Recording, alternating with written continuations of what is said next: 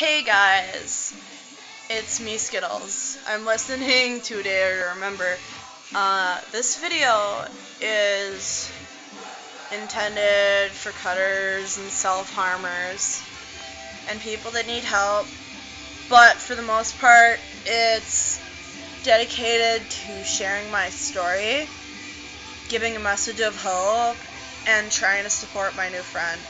I'm not gonna say his name, but I'm really hoping I'm influencing his life. So, when I was at my old school, I put together a binder when I was going to start the 30-day cutting challenge, and it never worked. So, it didn't work at the time, but I have overcome cutting. It is really hard, though. But I wanna read you guys some stuff and give you some suggestions.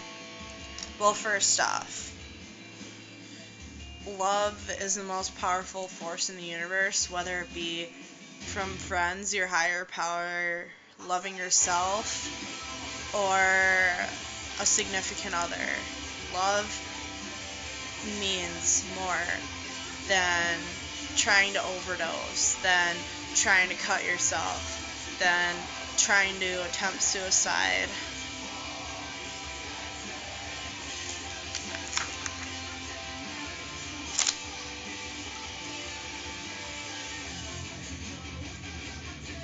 However much it hurts, however much it takes away the pain, believe and all your dreams will come true.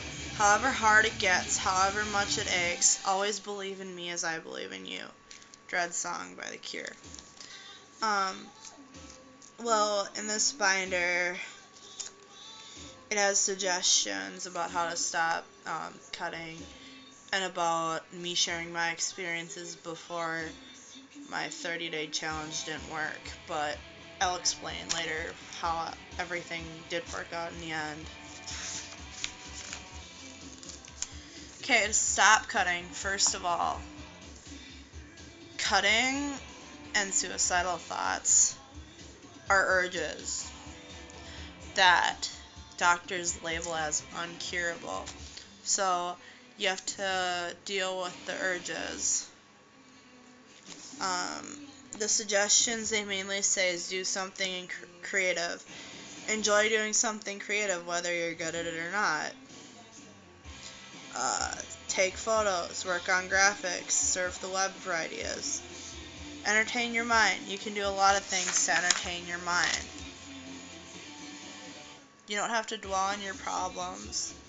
Talk to somebody that you trust. It doesn't matter who. If you can't talk to anybody, journal, write poetry, make a song, create art. Other ways to stop cutting. Music. Listen to music. Make music. Go to concerts. Jam out with friends. Whatever suits you. Collages are a good idea. Just to put words about how you feel, pictures about how you feel, or whatever else you want to put on a collage. And there's healthy ways of coping with things.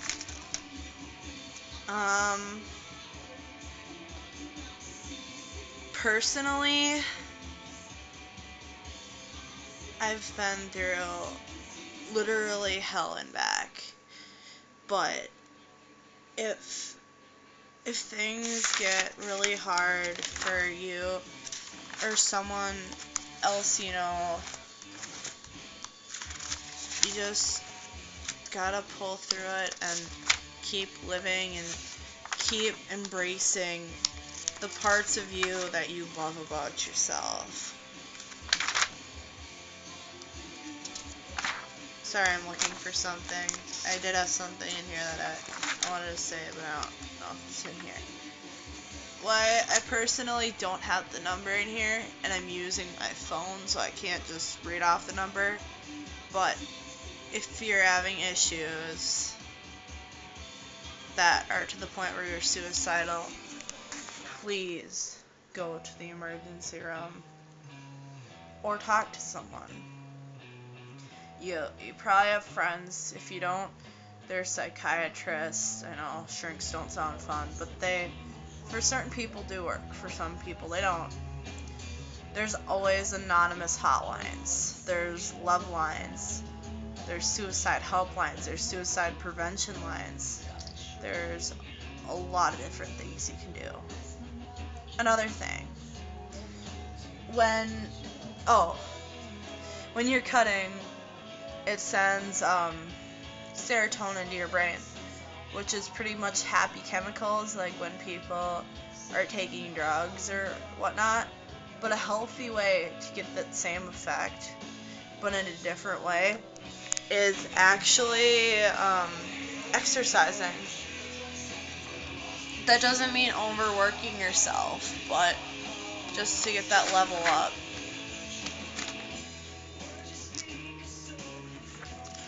Okay, so I'll read the most,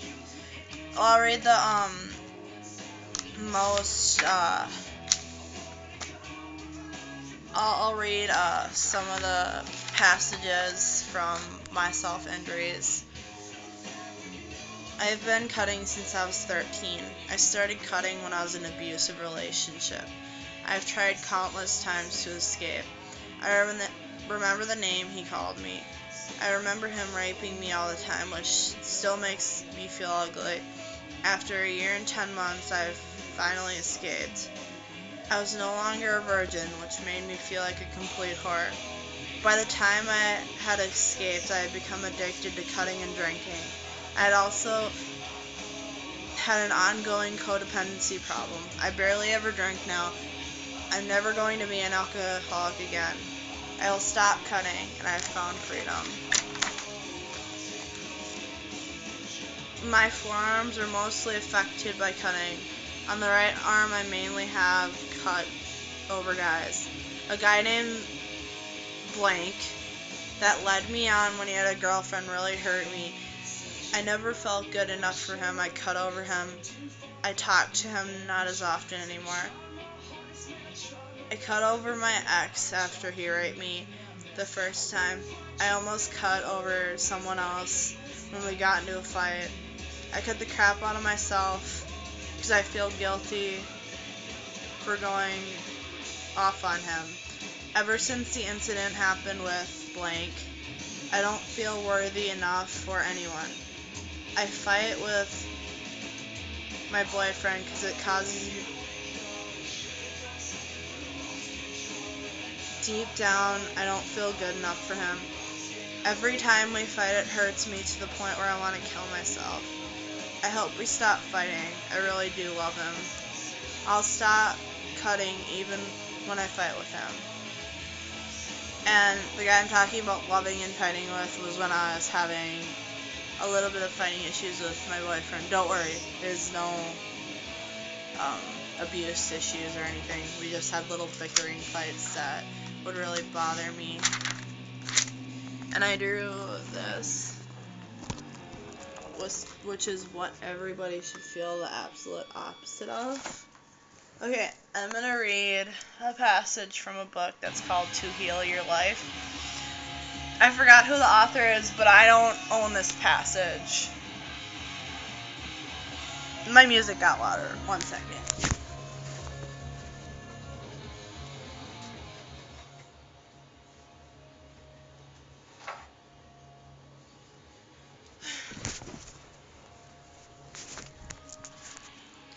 In the infinity of life, where I am, all is perfect, whole, and complete.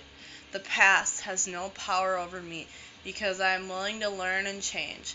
I see the past as necessary to bring me to where I am today. I am willing to begin where I am right now to clean the mental rooms of my mental house. I know it doesn't matter where I start, so I begin with the smallest and easiest rooms. And in that way, I see results quickly. I'm thrilled to be in the middle of this adventure, for I know I will never go through this particular experience again. I'm willing to set me free. I'm willing to set myself free. All is well in my world. So, a really good quote to live by when you're struggling is telling yourself all is well in your world. Another thing I suggest is, if you're religious, have a lot of faith and practice that religion. If you're not religious, that's okay too. Everybody does what floats their boat. So, and this is one of the paintings I did.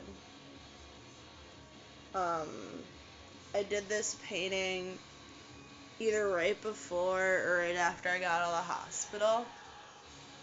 So, if anybody else, sorry, I just stuttered. If you or anybody else that has watched this video, or anybody that you want to watch this video that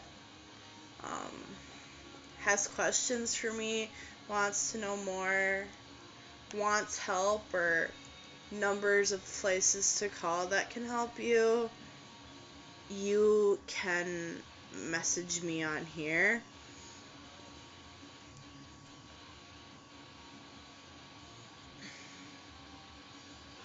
Or my email is Haley.rainbowbright@gmail.com, which I will put in the description. So, if you have any questions, comments, or concerns that are respectful, please contact me. And don't be scared to. I'm here to help and here to encourage people to start feeling better, happier, and to feel that they're truly safe, and no matter where they are.